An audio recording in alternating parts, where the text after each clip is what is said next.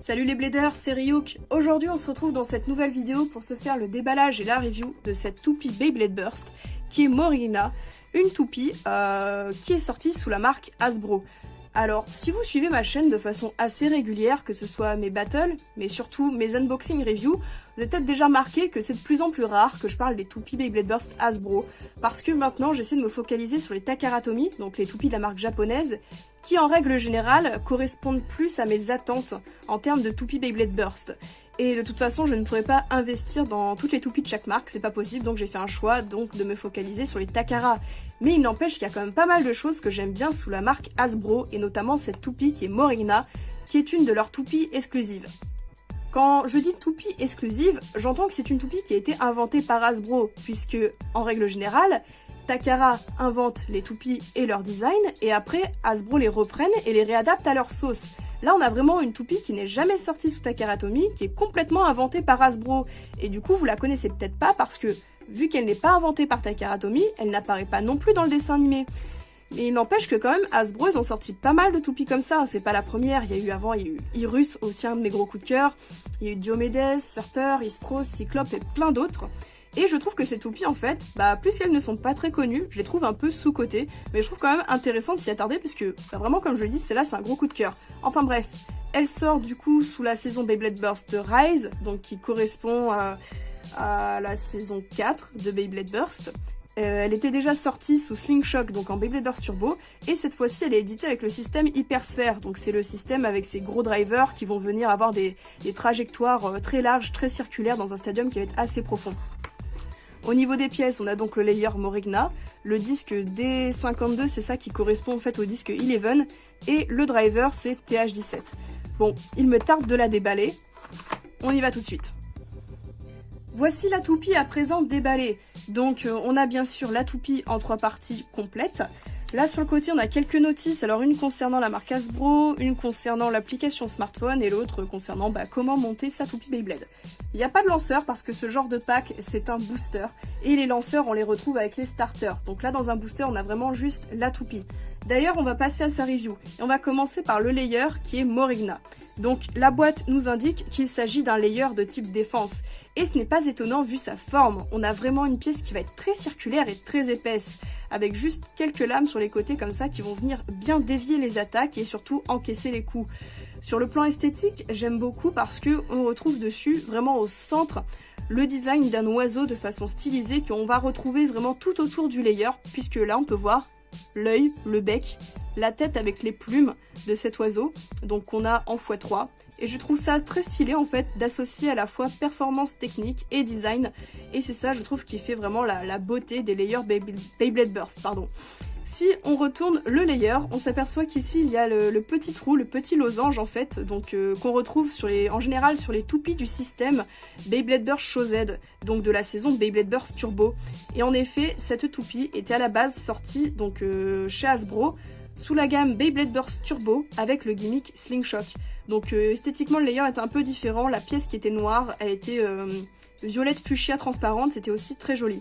Mais elle était dans un 2-pack, d'où l'intérêt pour moi de la prendre seulement en booster. Au niveau du disque, on va avoir 11, donc un disque auquel on peut ajouter un frame pour le rendre plus lourd parce qu'il est quand même assez léger. Donc après ça va, dans la méta Hasbro, les toupies ne deviennent pas de plus en plus lourdes, comme chez Takara, parce qu'il y a vraiment cette grosse tendance des joueurs à toujours viser la toupie la plus lourde.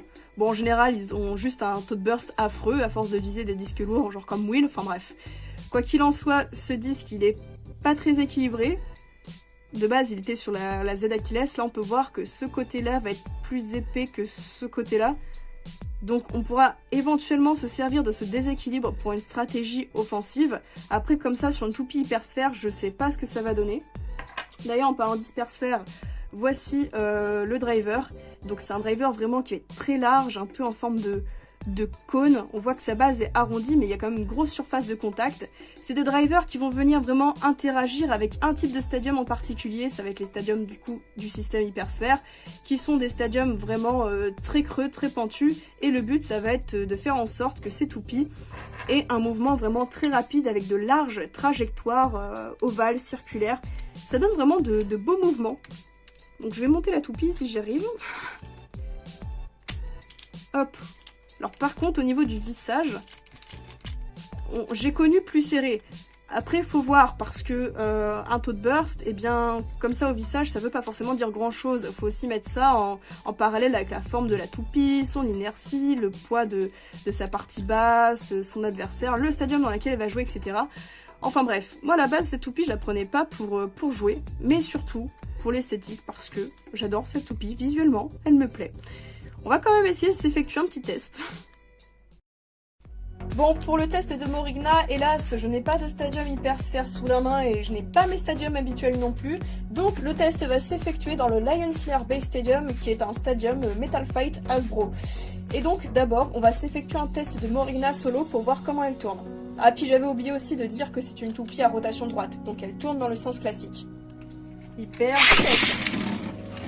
Donc, driver hypersphère, donc il va faire en sorte que la toupie soit quand même assez mobile. Alors oui, le stadium au centre ici, il est plat. Je me suis dit que ça pourrait être intéressant de voir du coup les allées et venues avec les drivers hypersphères dans des battles, puisque d'ailleurs cette Morigna va affronter successivement la Ace Dragon et la Bushinashura, elles aussi, ce sont d'ailleurs des toupies hypersphères.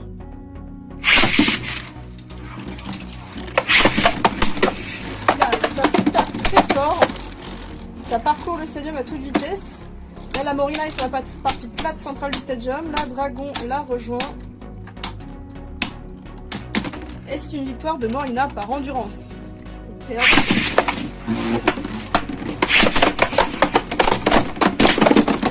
Oh, ce burst, il était magistral. Très beau burst de la part de Ace Dragon.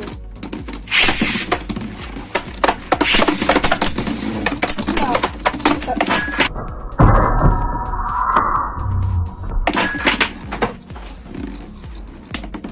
D'accord, alors là, pour vous situer l'ampleur des dégâts, j'ai le disque qui a frappé un verre qui était pas très loin du stadium, et j'ai le driver qui est parti derrière mon lit.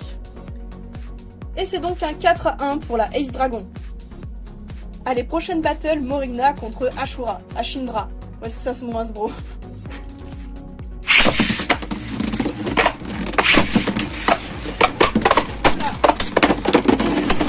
C'est un burst.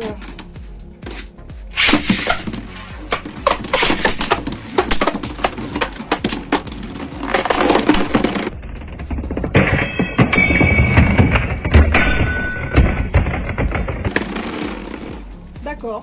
Ok. Donc la Morigna a explosé toute seule contre les bords du stadium.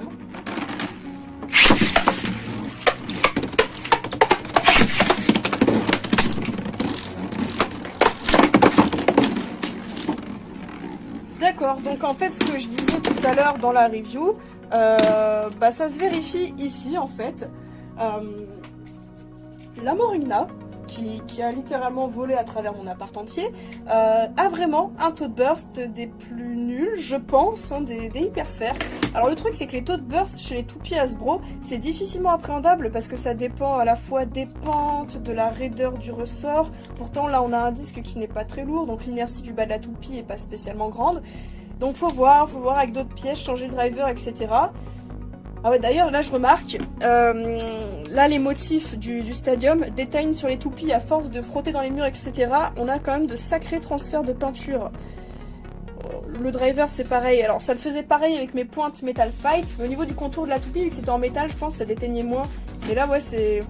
Les layers, ils ont pris cher sur les côtés, donc je vais essayer de rattraper ça, parce que comme j'ai dit, cette toupie, je l'ai gardée majoritairement pour la collection. En tout cas, les matchs qu'on a eu, moi franchement, ils m'ont éclaté, les hypersphères, moi ça m'éclate. Des fois, je compte même pas le score, je regarde juste les battles et ça m'éclate. Là, les pièces, elles ont volé partout, j'ai eu peur pour ma vie, mais bon. Voilà, en tout cas, n'hésitez pas à me donner votre avis en commentaire sur cette review, sur cette toupie, sur les matchs très explosifs dans ce stadium qu'elles nous ont offertes. En tout cas, ce fut un plaisir pour moi de vous partager ça, et je vous dis à plus pour de prochaines vidéos.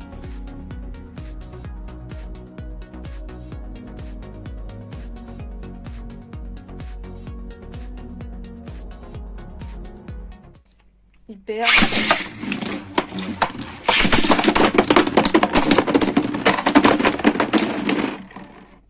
J'ai failli perdre un verre de lunettes.